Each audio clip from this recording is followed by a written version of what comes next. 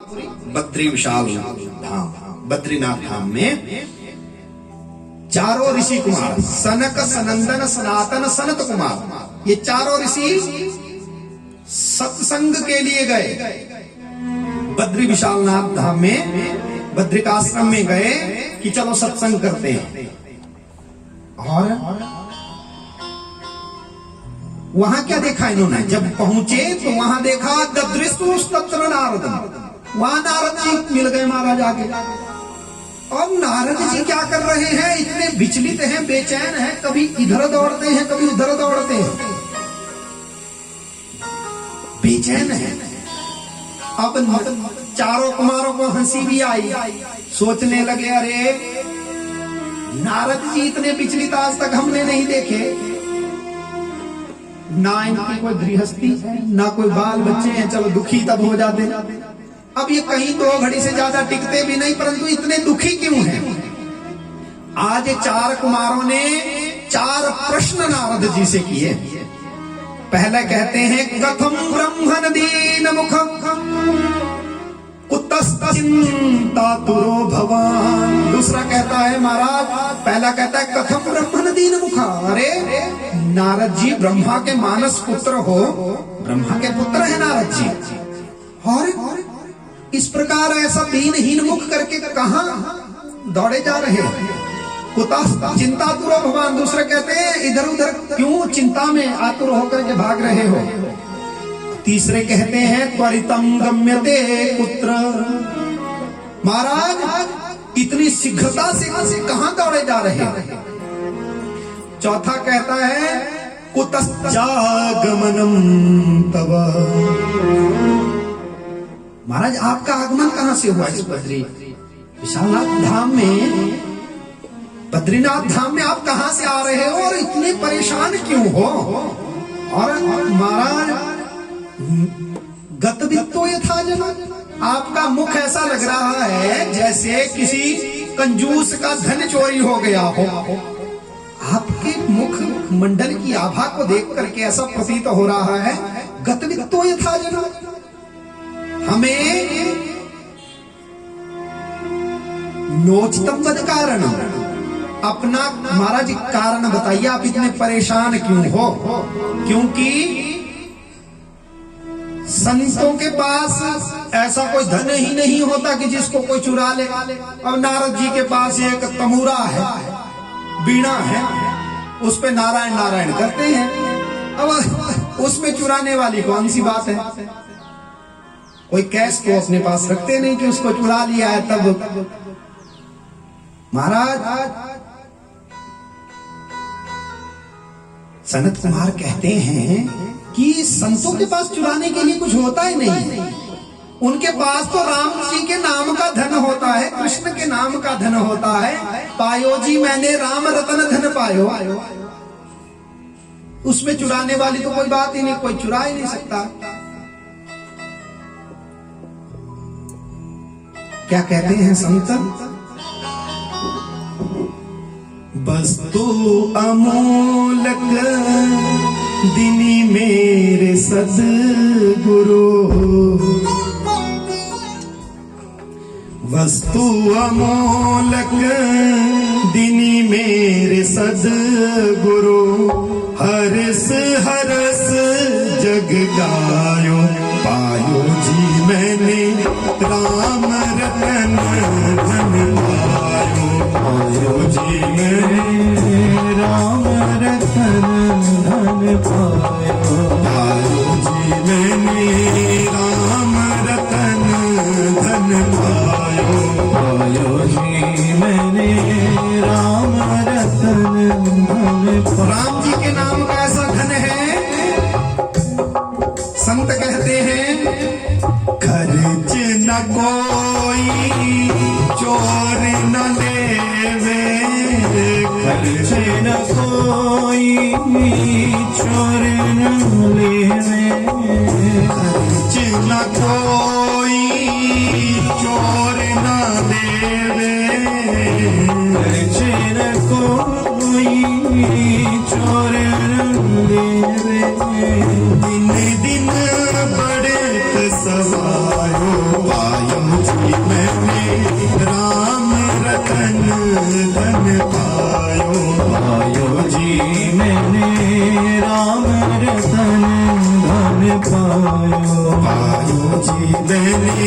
राम रतन धन पायो जी मैंने राम रतन धन पायो। बोलिए गोविंद भगवान की। महाराज आपके पास चुराने के लिए तो कोई धन है ही नहीं, आपके पास राम जी के श्याम जी के नाम का धन है, उसको तो कोई चुरा ही नहीं सकता, फिर आप इतने दुखी क्यों? हमें नोचतम पद कारण, अपने दुख का कारण बताएं। अब नारद जी कहने लगे महाराज अहम तू पृथ्वीम यातो ज्ञात्वा सर्वोत्तमामिति पुष्करम च प्रयागम च काशीं गोदावरीं तथा हरि क्षेत्रम कुरुक्षेत्रम श्रीरंगम सेतुबंधनम एवमादिषु तीर्थेषु भ्रममाण इतस्ततः। महाराज हे सनकादिक ऋषियों, मैं धरती पर गया। कहां गया? मृत्यु लोक। इस धरती को क्या कहते हैं? मृत्यु लोक, जहां पर पैदा होने के बाद मृत्यु को धारण करके ही जाना पड़ता है, अन्यथा सीधे कोई। ये सिर्फ एक बार राम जी के साथ और एक बार श्याम जी के साथ यहां से लोग सीधे बैकुंठ और साकेत के लिए गए हैं, वो भी आगे कथा आएगी। तो महाराज मैं पृथ्वी पर गया। बोले अच्छा, बहुत बढ़िया, पृथ्वी पर गया। फिर क्या हुआ? बोले मैंने सर्वोत्तम मान करके सबसे उत्तम माना पृथ्वी को। क्यों? क्योंकि गीता के प्रथम अध्याय के प्रथम श्लोक में भगवान जी कहते हैं धर्म क्षेत्रे कुरुक्षेत्रे समवेतायुयुत्सवः मामकाः पांडवश्चैव किम कुर्वत संजय। इस पृथ्वी पर गया। क्यों गया? क्योंकि सर्वोत्तम जान करके, क्योंकि ये धर्म भूमि है, ये कर्म भूमि है। यहाँ पृथ्वी पर आकर के धर्म किया जाता है, कर्म किया जाता है उस परमात्मा को पाने के लिए। अगर आप स्वर्ग में रहोगे, वहां भगवान की कथा नहीं मिलेगी, वहां भगवान का भजन नहीं कर सकते। ये तो कर्म भूमि और धर्म की भूमि भारत भूमि है। इसलिए महाराज सर्वोत्तमामिति। बोले फिर कहां गए धरती पर? नारद जी कहने लगे महाराज आपने क्या सोचा मैं कोई गोवा थोड़ी ना गया था, मैं गया तीर्थाटन करने। कहां पे? पुष्करम च प्रयागम च काशीं गोदावरीं तथा। पुष्कर गया, प्रयाग गया, काशी में गया, गोदावरी में गया। बोले अच्छा, फिर और? बोले हरि क्षेत्रम, हरिद्वार में गया महाराज। कुरुक्षेत्रम, कुरुक्षेत्र में भी नारद जी आए।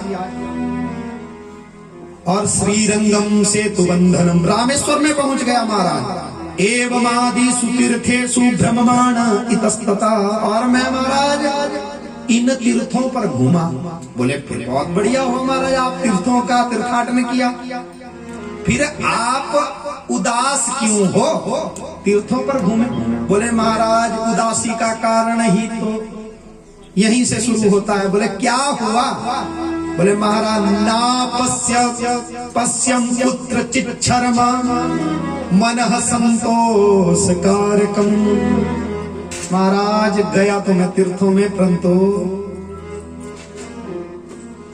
ना पश्य पुत्र चिच्छर्म, मैंने महाराज वहां देखा कि शर्म लाज बिल्कुल भी नहीं है।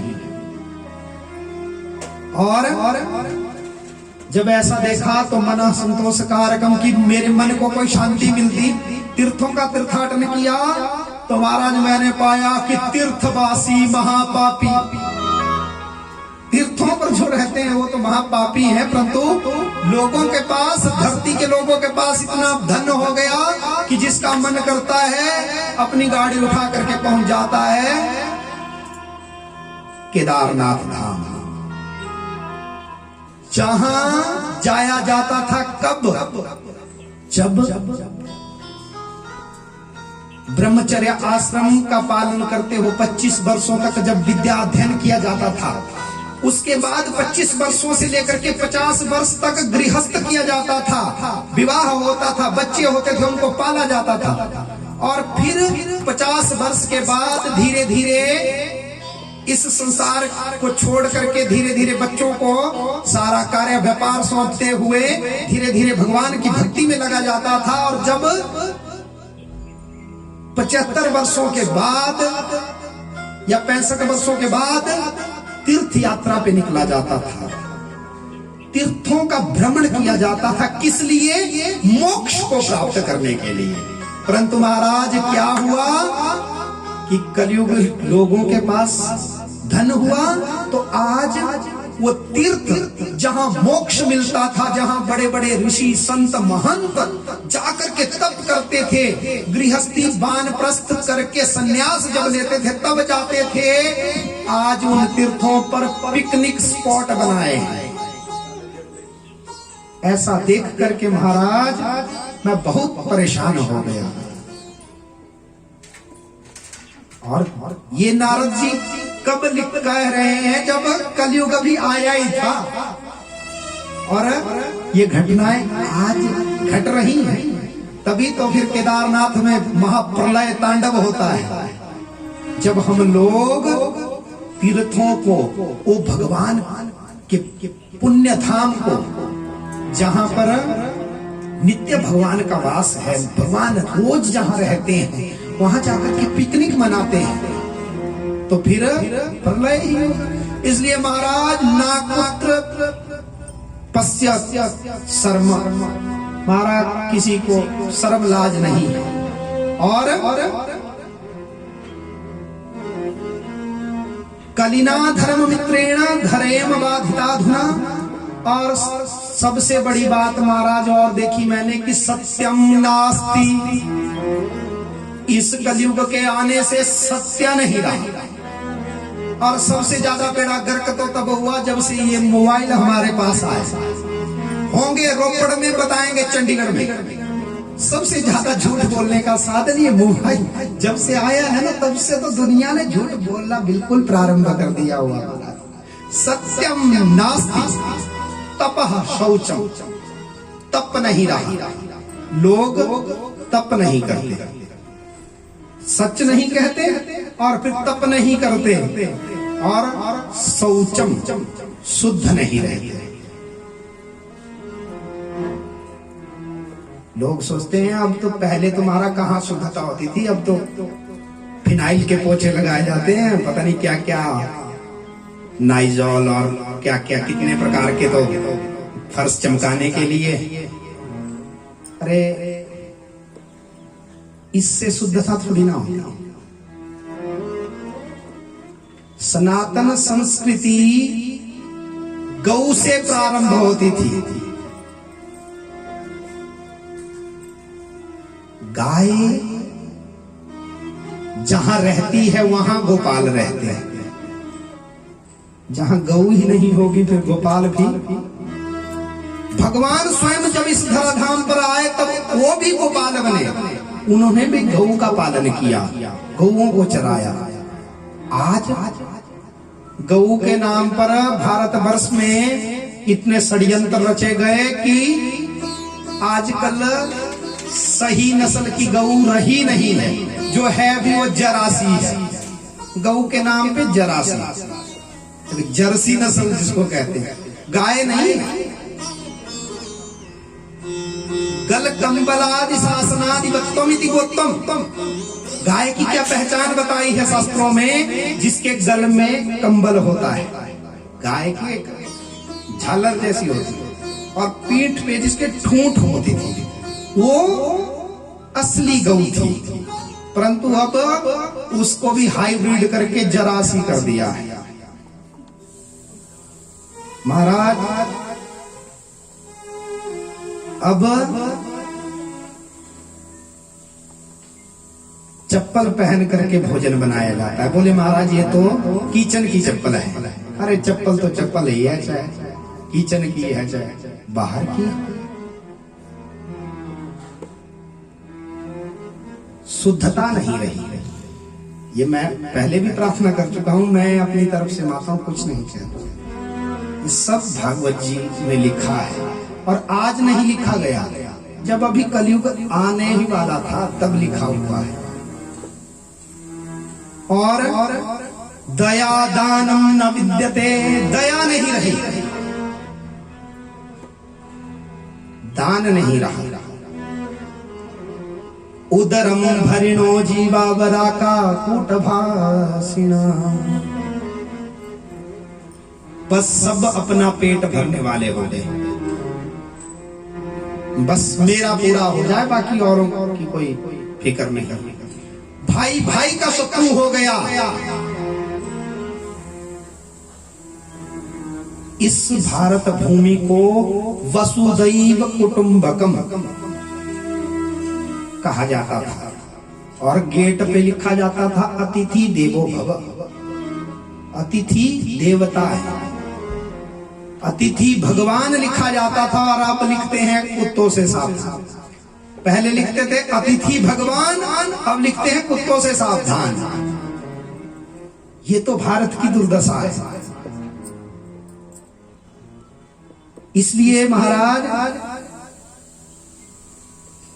और भी मैंने बहुत बातें देखी। बोले क्या देखा? बोले तरुणी प्रभुता गे है श्याल को बुद्धिदायक। घर में चलती किसकी है? नई नवेली बहू की चलती है महाराज। बहू कहती है मैंने तेरे लिए जग छोड़ा। अब तू जग तो नहीं छोड़ सकता, पर माँ बाप को छोड़ दे। हम यहाँ नहीं रहेंगे, हम तो बॉम्बे में फ्लैट लेकर के रहेंगे, पति पत्नी मियाँ बीबी राजी, क्या करेगा काजी। अब तरुणी प्रभुता गे, घर में किसकी चलनी चाहिए? घर में चलनी चाहिए बड़े बुजुर्गों की, जिन्होंने एक एक ईंट पत्थर से इतने बड़े घर को बनाया। उन्हें पता है कि कैसे उन्होंने इस बगीचे को सींच सींच करके तैयार किया है। नई नवेली बहू आएगी और वो सब खराब कर देगी काम। और महाराज अगर सलाह लेनी हो तो फिर किससे ली जाती है? घर में अपने माँ बाप को तो कहा जाता है इनको कोई पता नहीं लगता, ये अब ये बूढ़े हो गए हैं, इनको कोई मालूम नहीं है जिंदगी के बारे में। फिर सलाह लेनी हो तो श्याल को बुद्धिदायक, सलाह साले साहब से ली जाती है। श्याल को बुद्धिदायक। देखिए हम भी किसी के साले हैं, आप लोग भी किसी के साले होंगे, परंतु जब जब ये हमारे शास्त्र गवाह है, जब जब किसी साले ने सलाह दी है वहां महाभारत हुआ है। शकुनी ने दी। क्यों? क्योंकि जब साला सलाह देगा तो पहले अपनी बहन का हित देखेगा कि मेरी बहन का हित कहाँ है, तो फिर महाभारत ही होगा। अब जब बूढ़े अगर कोई घर की सलाह देंगे तो वो सबको बराबर देख करके कोई भी निर्णय लेंगे, परंतु अगर साले से सलाह ली जाए तो वो तो पहले अपनी बहन का हित देखेगा।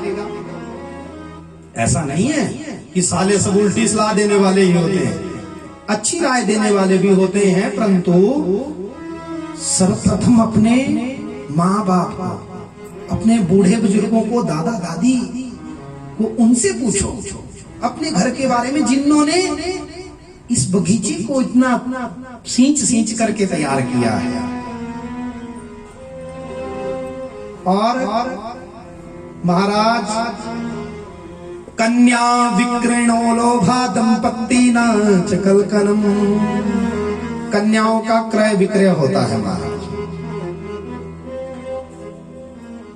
कन्याओं की शादी, बेटियों की शादी कहाँ की जाती है? बोले महाराज बस अरबोपति है, कोई बात नहीं, थोड़ी सी शाम को लगा लेता है, रहेगी महारानी बन करके। अरे कहाँ महारानी बन के रहेगी?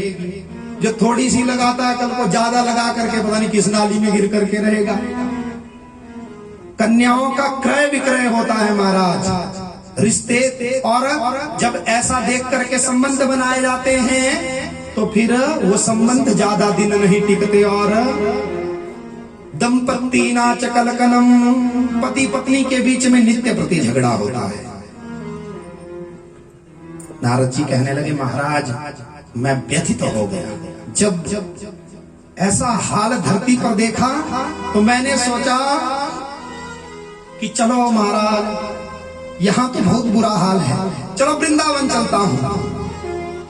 वृंदावन जाकर जहां भगवान स्वयं अवतरित हुए थे वहां जाकर के देखता हूं। तो महाराज वहां गया तो तत्राश्चर्यं मया दृष्टम श्रूयतां तन्मुनीश्वरा। हे मुनीश्वरों सुनो, वहां तो मैंने एक और आश्चर्य देखा। बोले क्या देखा? एका तू तरुणी तत्र निशिन्ना खिन्नमानसा। एक जवान देवी को मैंने देखा और वो उदास बैठी है, रो रही है,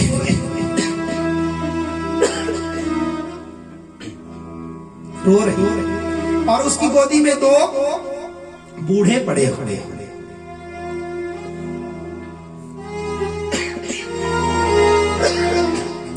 और कुछ देवियां पंखा झल रही उसके पास बैठी हैं, दो बूढ़े लेटे हैं।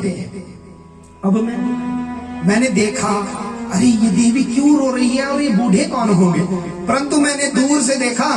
अब मैंने सोचा कि यहाँ कोई पुरुष तो है नहीं, अगर मैं जाकर के पूछूंगा कि देवी तुम्हें क्या दुख है, अगर कहीं देवी ने उल्टा जवाब दे दिया अरे बाबा तुम्हें क्या लेना देना, हम रोए चाहे हंसे।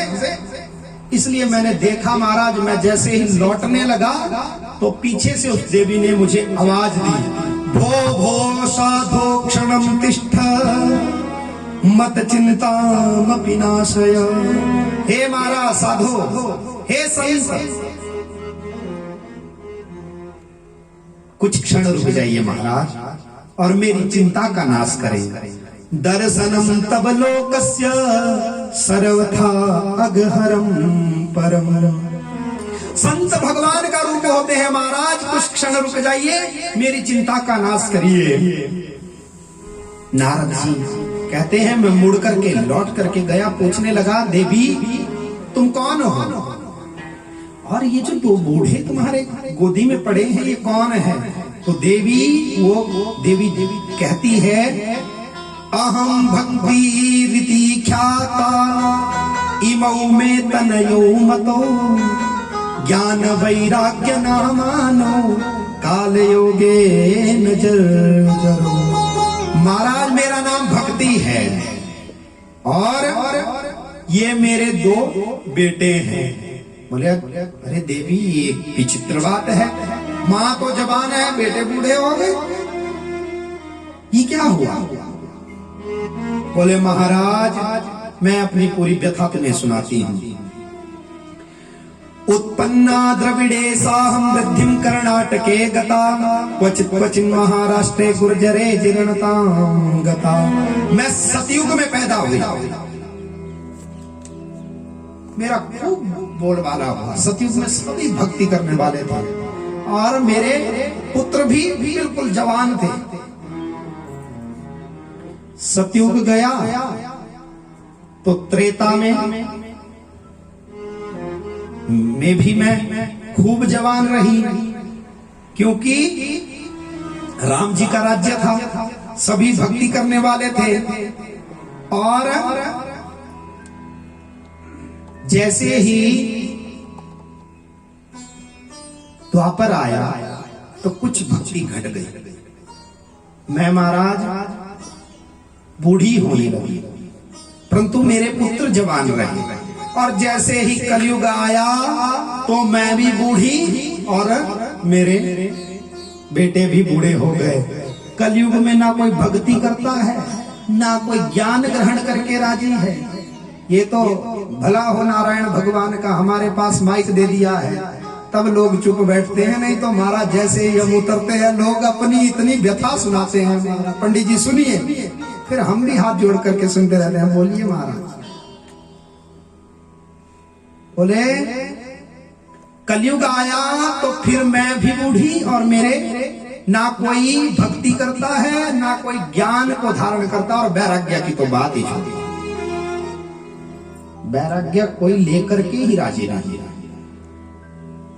और महाराज जब मैंने अपनी हालत देखी, अपने बच्चों की हालत देखी, तो मुझसे नहीं रहा गया और मैंने सोचा चलो जहां भगवान श्री कृष्ण स्वयं इस धरती पे आए रहे उस वृंदावन में चल करके देखते हैं। और जैसे ही मैं वृंदावन पहुंची, वृंदावनम पुनः प्राप्य नवीनेव स्वरूपिणी, जैसे ही मैं वृंदावन में पहुंची मैं तो जवान हो गई, क्योंकि वृंदावन में राधे राधे, सभी राधे राधे करने वाले, भक्ति तो सब करते हैं, परंतु महाराज ये मेरे दोनों पुत्र ज्ञान और वैराग्य, वहां भी बस यही हाल है हमारा। ज्ञान करके कोई राजी नहीं है, कोरी भक्ति, बस राधे राधे। तो मैं तो जवान हो गई, परंतु मेरे पुत्र दोनों महाराज बूढ़े हैं।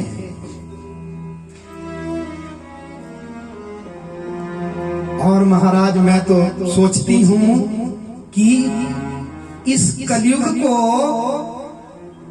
राजा परीक्षित ने आने ही क्यों दिया, ये बहुत बुरा है।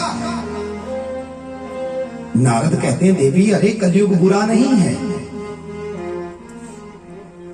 यत् फलम नास्ति तपसा नायोगेन समाधिना तत्फलम लभते सम्यक कलौ केशव कीर्तना। देवी जो फल न तप से न समाधि से न योग से, जो बड़े बड़े सतयुग में जो हजारों वर्षों तक तप करना पड़ता था, तब जाकर के जो पुण्य मिलता था, योग में बैठना पड़ता था, समाधि में तप करना पड़ता था, वो फल तो कलयुग में तत्फलम लभते सम्यक कलौ केशव कीर्तना, कलयुग में केवल हरि का नाम मात्र लेने से वो फल मिल जाता है।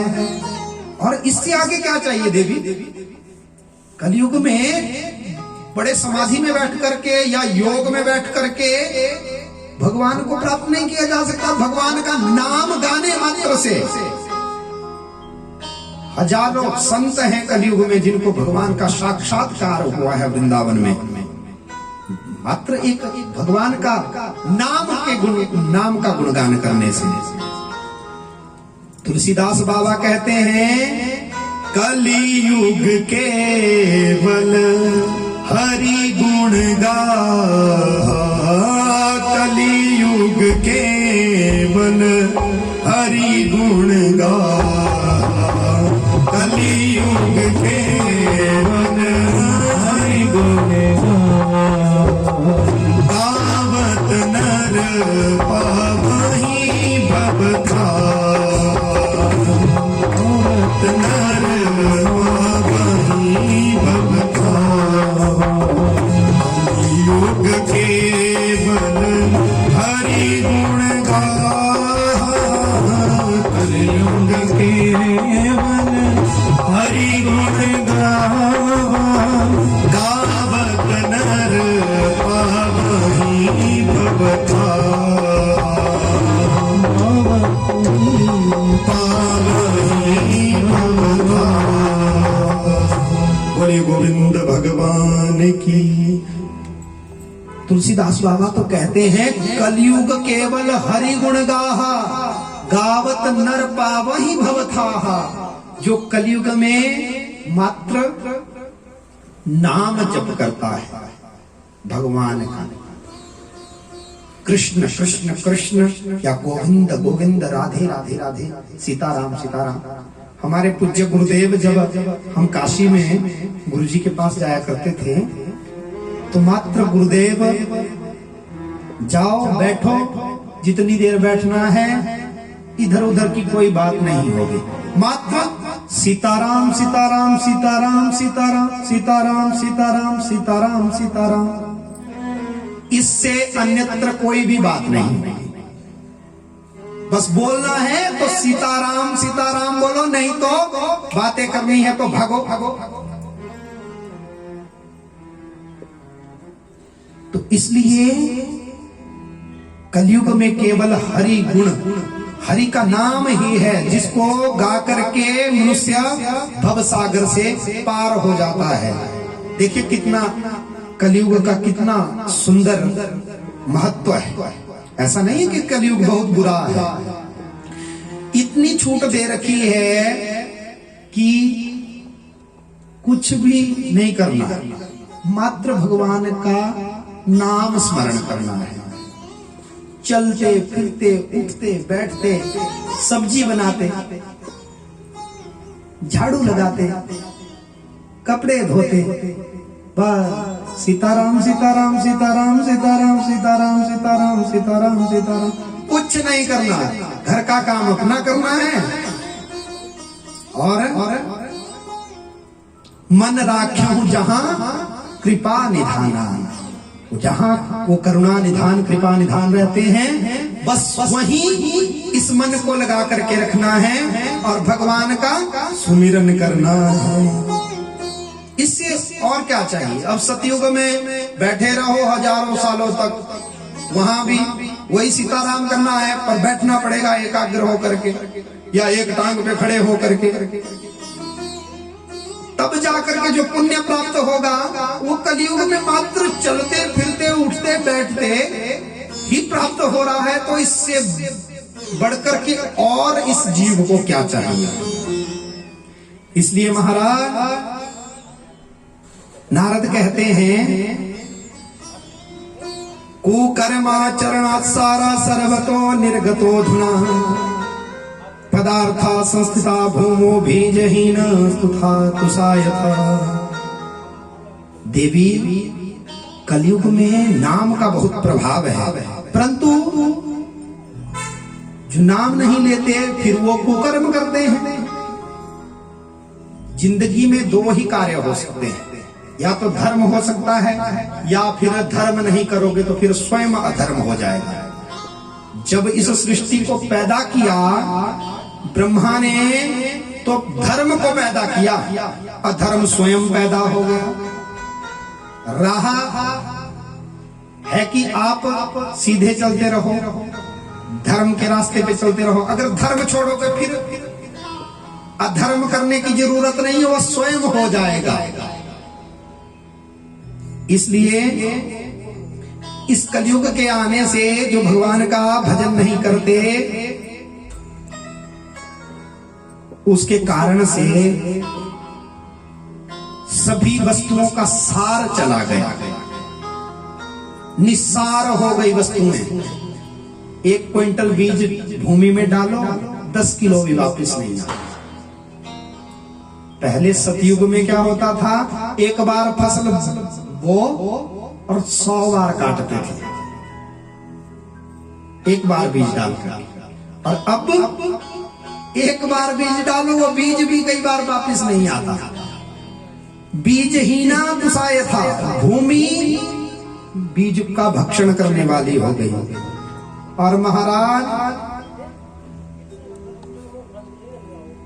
कुछ लोग कहते हैं कि जगह जगह ये कथाएं हो रही हैं, इतना धर्म का प्रचार हो रहा है।